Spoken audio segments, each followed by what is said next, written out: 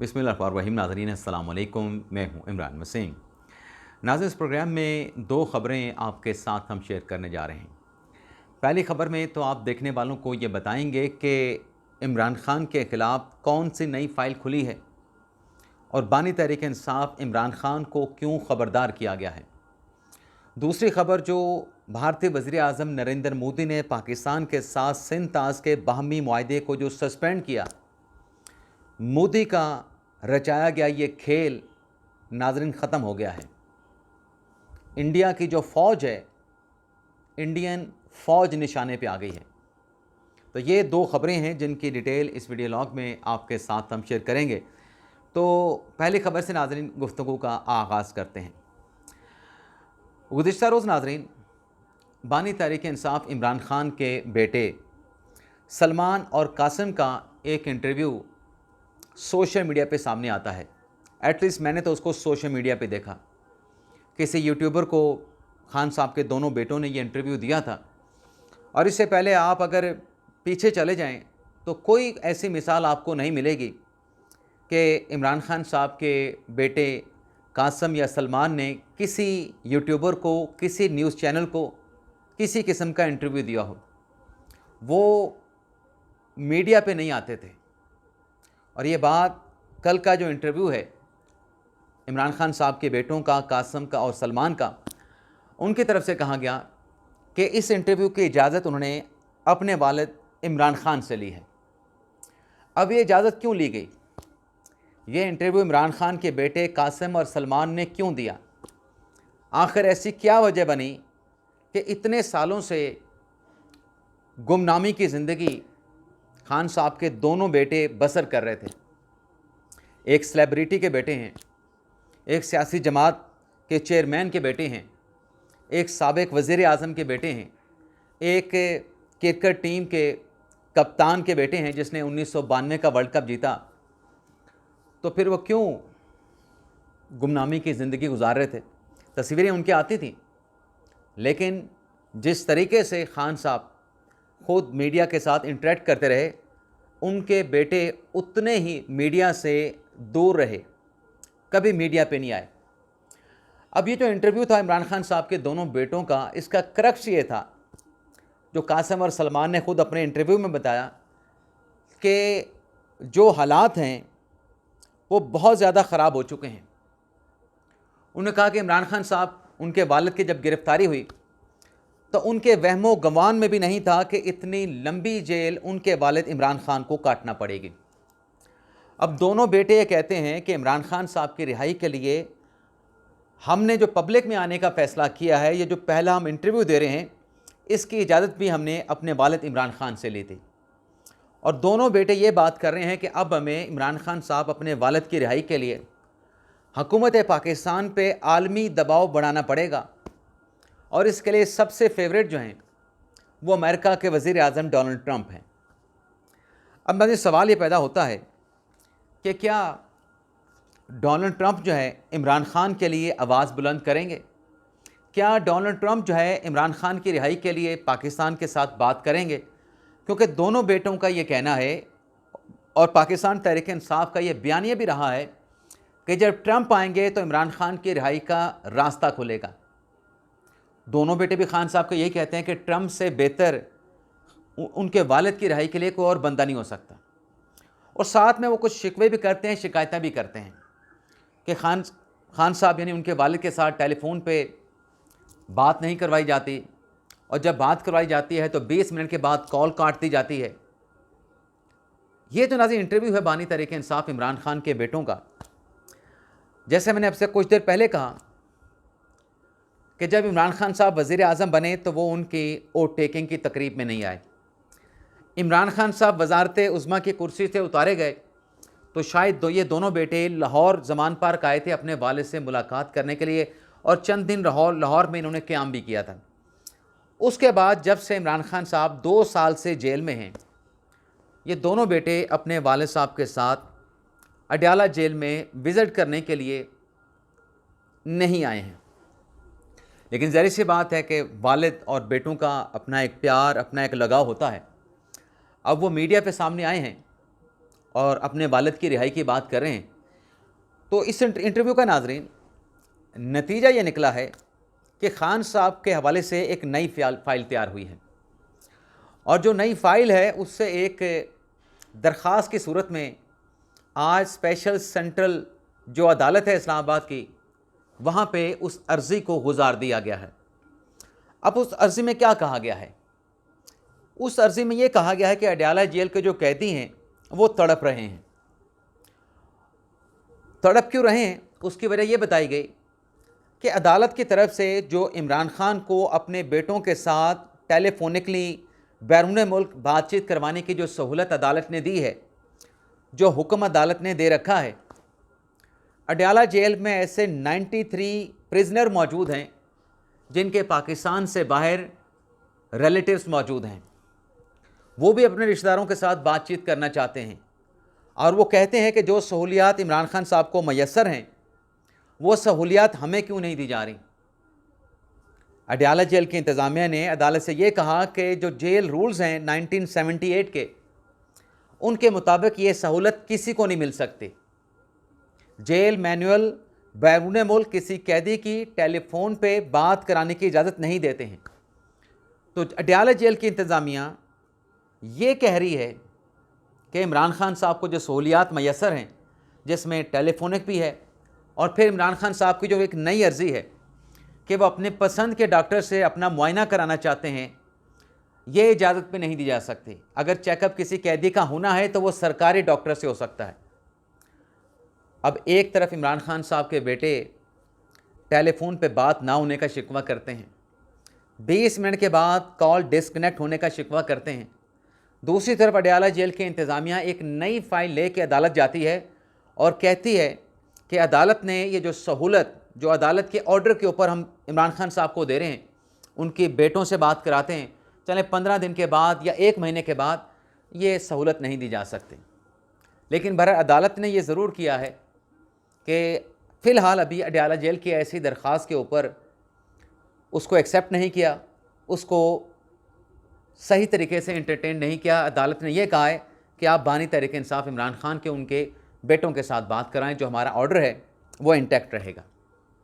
एक तो नाज़रीन ये है कि खान साहब को ख़बरदार किया गया है इस नई डेवलपमेंट के ज़रिए, मुतफ़र्रिक़ दरख्वास्त के ज़रिए, कि अगर सहूलियात की बात होगी तो आपको जो सहूलियात मैसर हैं तो फिर ये सहूलियात आपकी शिकायत करने पे, जो कि जेल मैनुअल से हट के आपको फ़राहम की जा रही हैं, तो फिर अदालत में ऐसी मुतफ़र्रिक़ दरख्वास्तें, आज अगर बेशक दरख्वास्त नाकाम हुई है तो कल को दोबारा भी दायर की जा सकती है।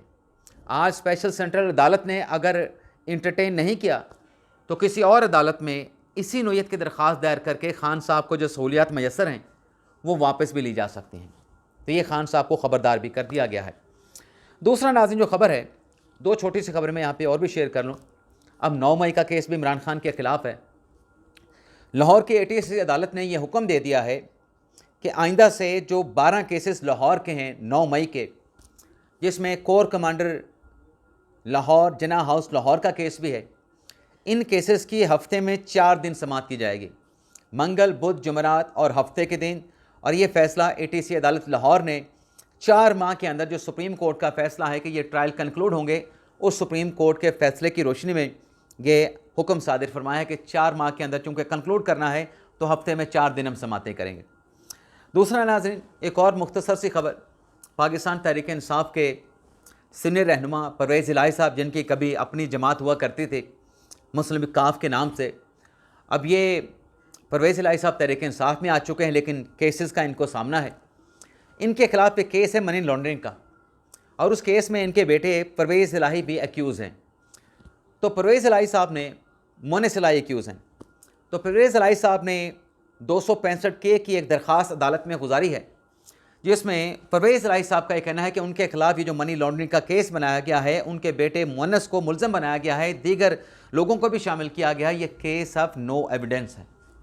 हमारे ख़िलाफ़ कोई सबूत नहीं, हमारे ख़िलाफ़ कोई शवाहिद नहीं, तो लिहाजा हमें इस केस से बरी किया जाए। तो अदालत ने यह किया है कि इस केस में इस बरीत की दरख्वास्त पर दलाइल सुनने के बाद मुतल्लिका फ़रीक़ैन को 28 मई का नोटिस जारी कर दिया है। ये तो नाज़रीन बात हो गई इमरान खान साहब और इमरान खान से जुड़े उनके पार्टी के लोगों की या उनके पार्टी के केसेस की। अब नाज़रीन बात कर लेते हैं पाक भारत कशीदगी के हवाले से। जब नाज़रीन पहलगाम का वाक़या हुआ, मैं ज़्यादा डिटेल में नहीं जाऊँगा, लेकिन मुख्तसर सा पस मंज़र मैं आपके सामने रखूँगा। तो मोदी ने जो इंतहाई फ़ैसले पाकिस्तान के ख़िलाफ़ लिए, उसमें एक सफारतकारी के महाज पे सफारती ताल्लुकात को कम कर दिया, दूसरा सिंध ताश मुआहदे को सस्पेंड कर दिया, और तीसरा जो इंतहाई इक़दाम था वो पाकिस्तान के ऊपर जंग मुसल्लत करने का था। अब ये जो सिंध ताश का मुआहदा मुअत्तल किया मोदी की हुकूमत ने या इंडियन गवर्नमेंट ने, तो इस पर पाकिस्तान ने बड़ा वाज़ेह मौक़िफ़ लिया, और जो लेटर भारत की जानिब से पाकिस्तान को भेजा भी गया था, उस लेटर का पाकिस्तान ने भारत को जवाब भी दे दिया है कि आप ये एग्रीमेंट सस्पेंड नहीं कर सकते। जो सिंध ताश का मुआहदा है उसमें ऐसी कोई शिक नहीं है, ऐसी कोई प्रोविज़न नहीं है जिसको भारत इंडियन गवर्नमेंट एक्सरसाइज करके सिंध ताश की जो ट्रीटी है उसको अबेंस कर सके। अब नाज़रीन ये हुआ है कि ये जो मुआहदा जो 1960 में पाकिस्तान और भारत के माबैन हुआ था, इसमें जो सहूलतकारी का रोल था वो आलमी बैंक का था। आज आलमी बैंक ने भारत के मोदी सरकार के इस इक़दाम पे सिंध ताश ट्रीटी को अबेंस में डालने के मामले पे एक वजाहती स्टेटमेंट जारी किया है, और ये स्टेटमेंट आलमी सतह पे एक बड़ी डेवलपमेंट है, एक बड़ा धमाका है।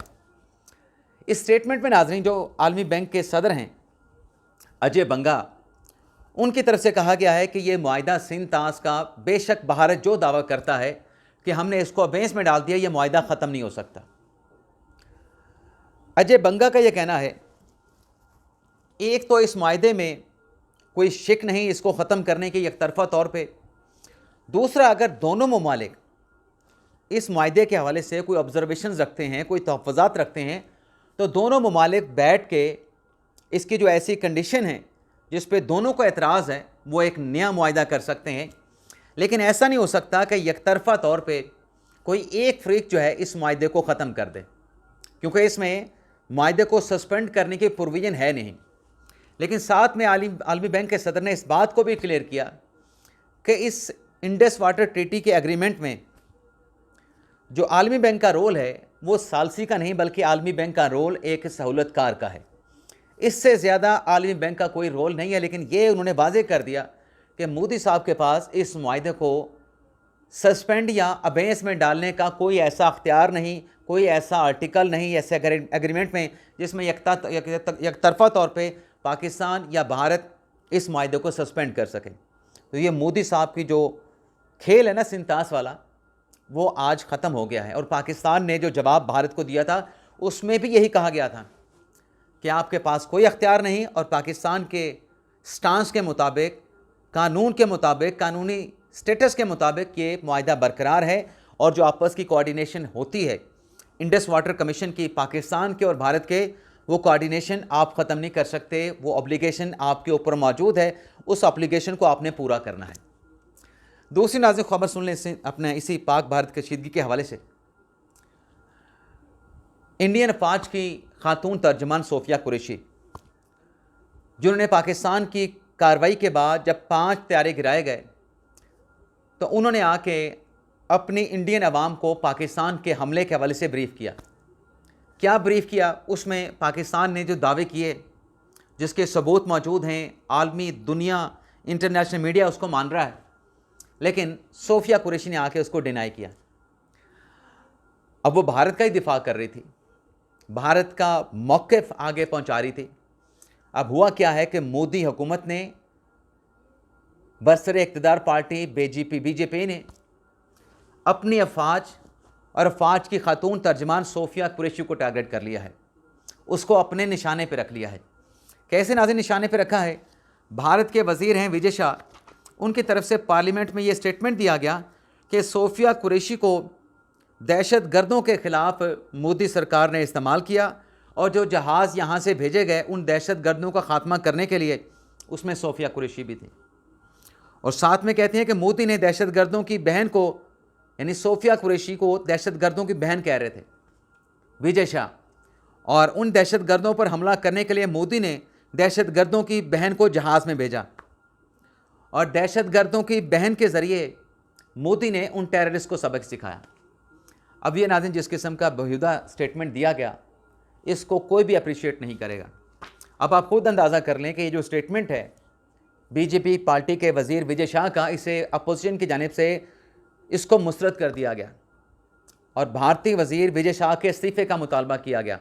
और जब बात सर से गुज़र गई, पानी सर से गुज़र गया, तो बीजेपी के वज़ीर विजय शाह क्या कहते हैं कि मेरी अगर बात से किसी की दिल आज़ारी हुई है तो मैं माफ़ी चाहता हूँ, और जो सोफिया कुरैशी है वो तो मेरी बहनों की तरह है, मुझे तो उसके साथ जो है वो बड़ा इज़्ज़त और एहतराम है, तो मैं अगर किसी की दिल आज़ारी हुई है तो इस पर मैं माज़रत करता हूँ। यानी अपनी फ़ौज के ख़िलाफ़ बेहुदा बात करने पे मोदी साहब के वज़ीर को माफ़ी मांगना पड़ गई और अपोजिशन ने उनके इस्तीफ़े का मुतालबा कर दिया। इजाज़त चाहते हैं नाज़रीन, अल्लाह हाफ़िज़।